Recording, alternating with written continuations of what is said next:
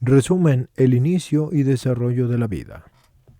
Definitivamente toda vida es digna de ser vivida y toda vida merece ser respetada y definida, especialmente cuando se ve amenazada, la de aquel que es el más débil y que no puede defenderse porque posee la misma dignidad que cualquier otra persona. Pero ¿cómo podemos saber desde qué momento nos convertimos en un nuevo miembro de la familia humana? ¿Cuándo realmente comienza la vida? ¿Y en qué momento empieza a existir un nuevo ser humano, por muy diminuto que sea? Este es el punto de partida de este módulo, un acontecimiento microscópico que por lo mismo es imposible de visualizar a simple vista, el milagro del inicio de la vida humana y su desarrollo ininterrumpido. ¿Cómo se da este gran acontecimiento y qué sucede? Al final de la relación sexual se produce la eyaculación masculina. Durante la eyaculación, los espermatozoides junto con el plasma seminal pasan por la uretra y se liberan en el tracto genital femenino. El eyaculado contiene además las secreciones de las glándulas anexas, las vesículas seminales, la próstata, las glándulas bulbouretrales. Y se estima que un hombre produce aproximadamente 525.000 millones de espermatozoides y se liberan en promedio de 250 a 500 millones de espermatozoides por eyaculación. Las diferencias entre los hombres pueden ser muy grandes, así que sería más exacto decir que un hombre adulto sano puede liberar entre 40 millones y 1.200 millones de espermatozoides en una sola eyaculación.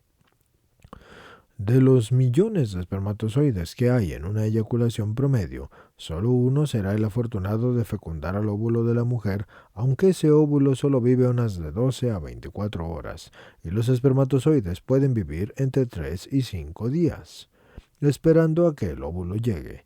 Para estos espermatozoides empieza la gran carrera para llegar a la preciada meta, lo cual es alcanzar al óvulo, o sea, la célula femenina que tiene toda la información de las características de la mujer y sus generaciones anteriores. Para lograrlo, los espermatozoides deben atravesar el canal vaginal y llegar al cuello o cérvix del útero y atravesar la parte interna del útero y llegar a una de las trompas de falopio y en el tercio medio de la trompa, si en esas instancias se encuentra ahí el óvulo, se producirá la fecundación, que es la unión del óvulo con el espermatozoide, y eso marca el inicio de una nueva vida. Durante esta carrera, la mayoría de los espermatozoides se van quedando en el camino y son pocos, entre 300 y 500 solamente, los que logran alcanzar el tercio medio de la trompa de falopio, y de estos pocos, uno será el campeón y el que logre fecundar al óvulo. En casos muy particulares, más de uno lo logra. Y además, inclusive más de un óvulo podría quedar fecundado, y ese es el caso de los gemelos. Una vez fecundado el óvulo, se le conoce como cigoto y podemos llamarlo también embrión unicelular. Ahora bien, recorreremos imaginariamente el camino que va marcando el desarrollo de ese cigoto y de esta nueva vida dentro del vientre de la madre. El embrión humano. El resultado de la unión del óvulo con el espermatozoide es un embrión. La implantación o anidación de este ocurre entre el sexto y el octavo día de la fecundación y en este proceso se dan varias fases: cigoto, blastómero, mórula, blastocisto.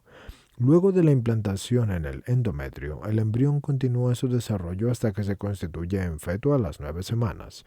Hay preguntas que siempre saltan a la mente cuando se trata este tema, como por ejemplo, ¿qué o quién es el embrión en esa primera etapa de preimplantación? ¿Es solo una masa de células? ¿Se puede prescindir de él abortándolo? ¿Está ya animado desde la fecundación? ¿Cuándo o en qué momento se le puede considerar como un ser humano? Recapitulando un poco lo que ya hemos visto en módulos atrás, el cigoto o embrión es un ser humano desde su concepción con un programa activado para llegar a constituirse en un organismo adulto. Este es el tema controversial modular que muchos países se inclinan a despenalizar así el aborto terapéutico y a obtener células madre embrionarias, y no terminan de reconocer, y son múltiples las justificaciones. El embrión no es un ser humano. En las primeras etapas de desarrollo es solo un preembrión. No posee un alma espiritual. Si la ley no lo avala, entonces es éticamente correcto. En Inglaterra, por ejemplo, la legislación argumenta que el embrión no es humano hasta que no aparezca la corteza cerebral, el embrión humano en la fase de preimplantación. Desde la ciencia, el embrión es el resultado de la penetración del espermatozoide en el óvulo. En ese momento se produce la fecundación y tenemos el cigoto, que es la primera fase del embrión, con un dinamismo propio. Contiene en la primera célula 23 pares de cromosomas y está dotada de 7 genes, y luego se da la primera mitosis o división de la célula inicial en 2 células. A las 30 horas después de la fecundación, luego con la autoduplicación, se inicia la segunda fase de blastómero, con 2, 4 y 8 células, y sigue la tercera fase de mórula hacia el cuarto día, con 16, 32 y 64 células. Duplicación celular. Desde el principio, está presente el genoma o el material estructurado del ADN en el núcleo de cada célula, y también se encuentra ya el par de cromosomas XY, que es masculino, o XX, que equivale al femenino, que determinará el sexo del sujeto humano. La automultiplicación continúa pasando a la cuarta fase del blastocito, aproximadamente al quinto día, con 60 y hasta 120 células. La diferenciación y adquisición de complejidad se presenta a un ritmo continuo, sin regreso a fases anteriores y sin ninguna interrupción. Este nuevo ser es totalmente autónomo y presenta en cada célula 23 pares de cromosomas y 35.000 genes aproximadamente. El desarrollo continuo y coordinado del embrión llega hasta la fase de blastocisto en el quinto día y de feto después de la 9ª semana. La implantación en el endometrio sucede entre el 6º y el 7º día y hasta el 8º, dependiendo del movimiento en la trompa de Falopio. Afirmado así científicamente que desde cigoto en el embrión existe un organismo primordial que tiene un desarrollo armónico, ordenado e íntegro, tanto bioquímica como morfológicamente, es decir, en la forma que va tomando. Desde la antropología, la ciencia tiene sus límites, por lo que necesitamos una reflexión de carácter filosófico antropológico para intuir el valor moral y ético de los seres humanos desde su fase embrionaria. El punto antropológico del que hablamos parte de los datos científicos que acabamos de ver, sacando las siguientes conclusiones.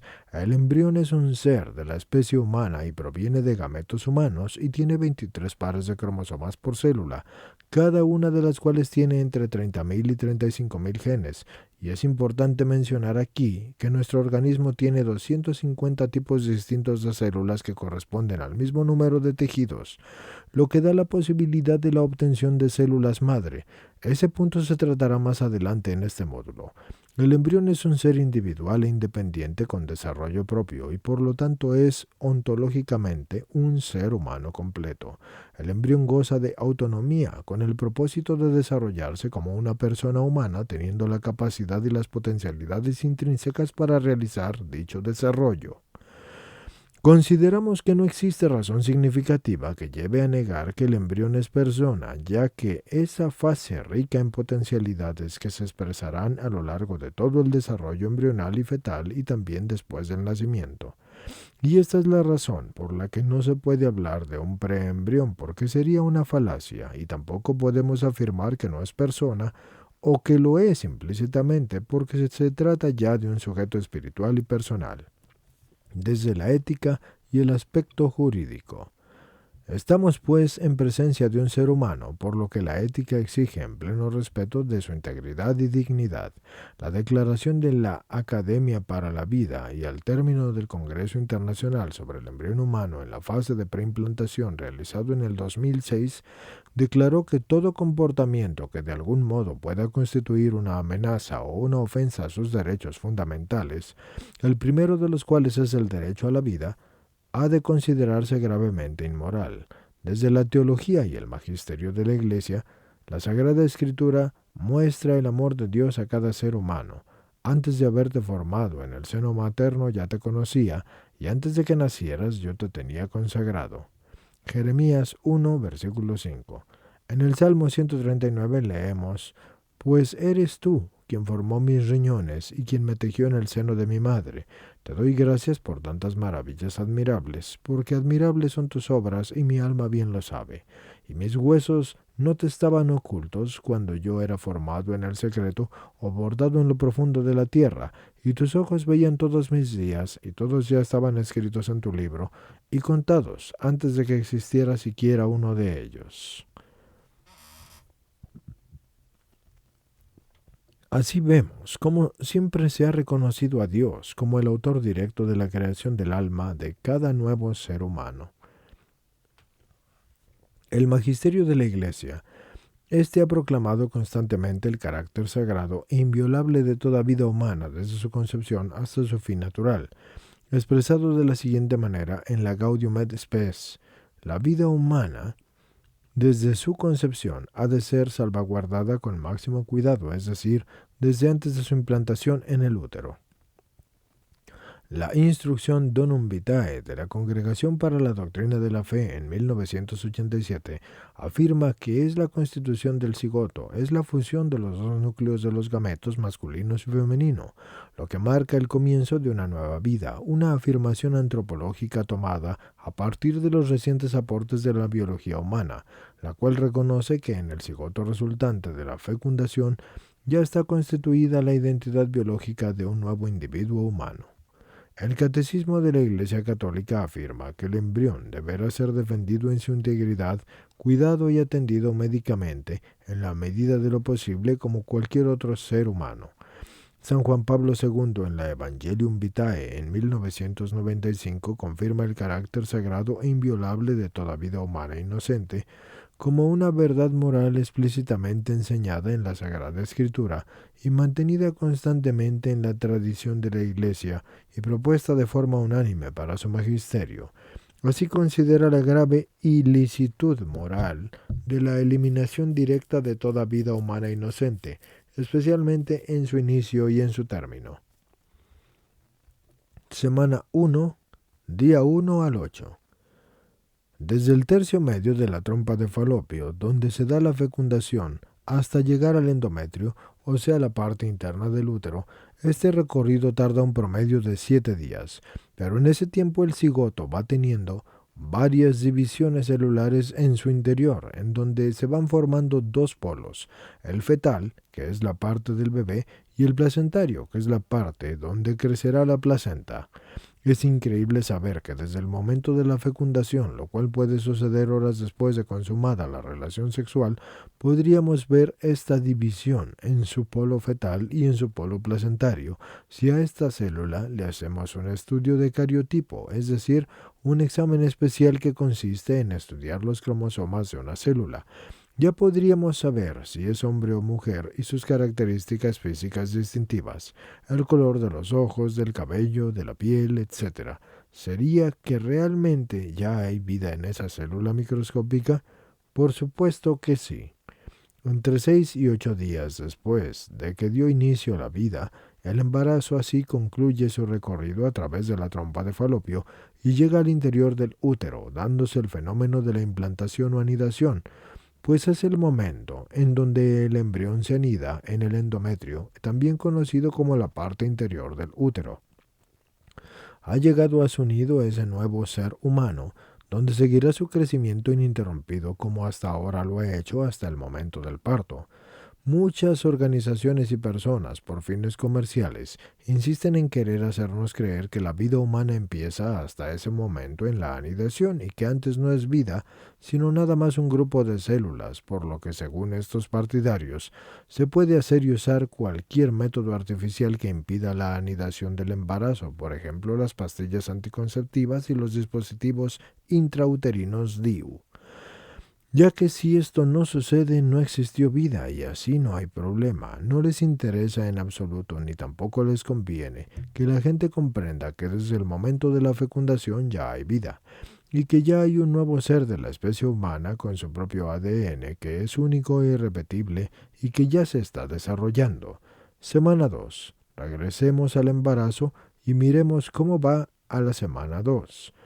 En este momento la pareja todavía no se imagina que ya hay embarazo y sin embargo ya no tiene contracciones del músculo cardíaco del bebé. Esto ya se inició y ya se desarrolló todo el sistema nervioso también, y las siguientes imágenes nos muestran cómo está el embrión apenas a los 15 días de vida. Semana 4.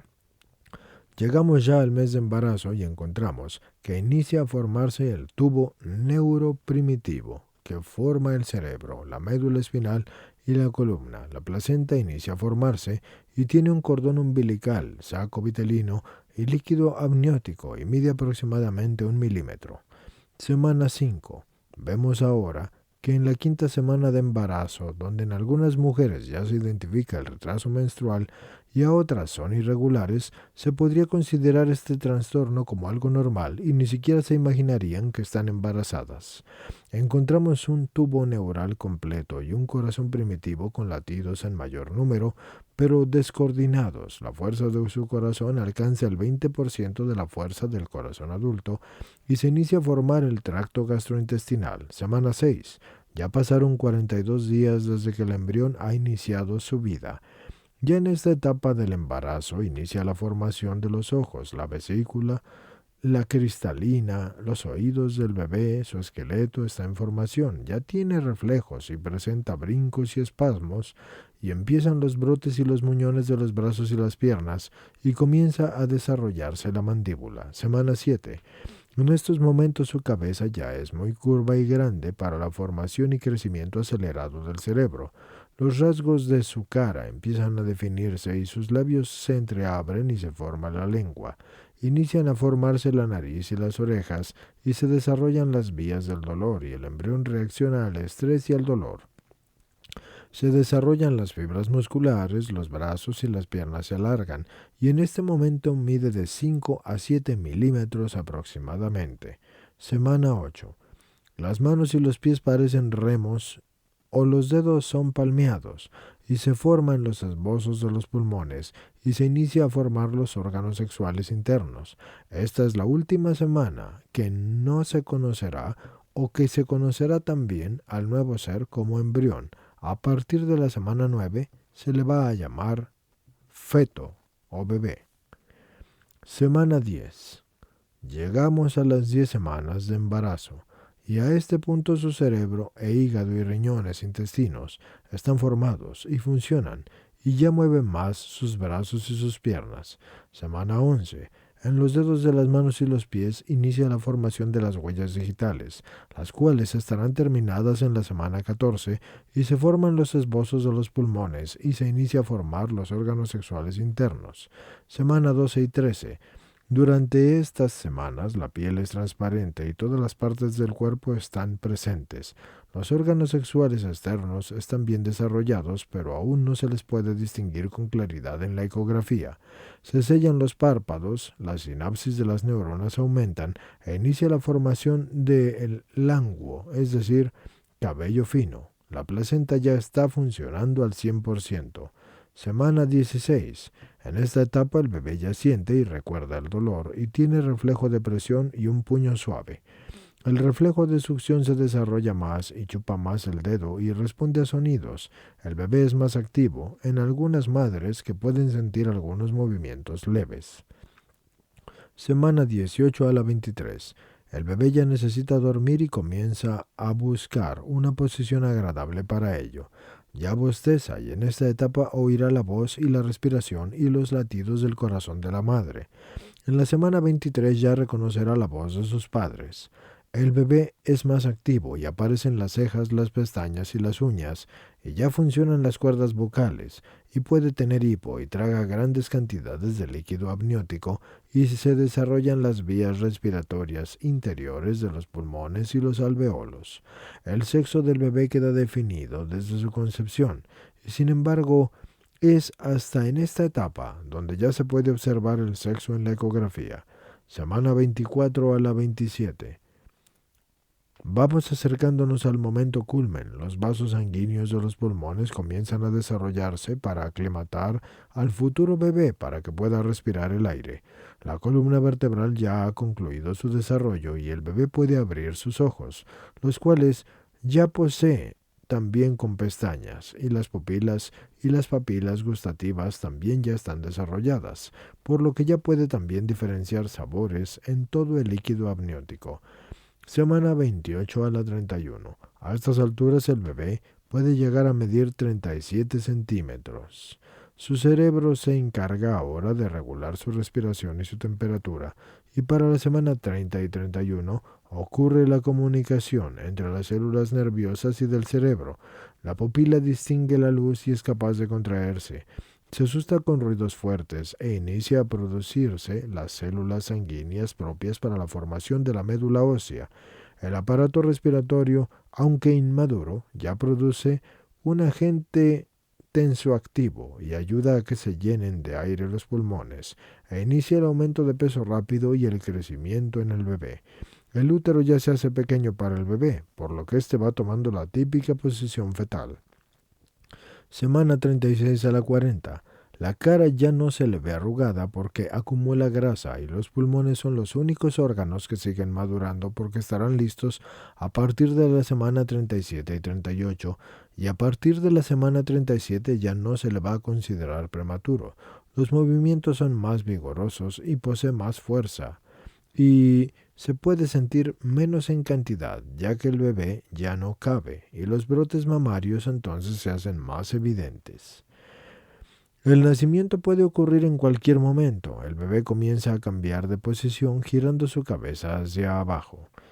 Entonces llega el momento y nace, y el bebé puede medir entre 45 y 67 centímetros y pesar entre 5.5 y 8.5 libras. Es el momento de tenerlo con nosotros y de poder estrechar a una de esas bellas criaturas en nuestros brazos.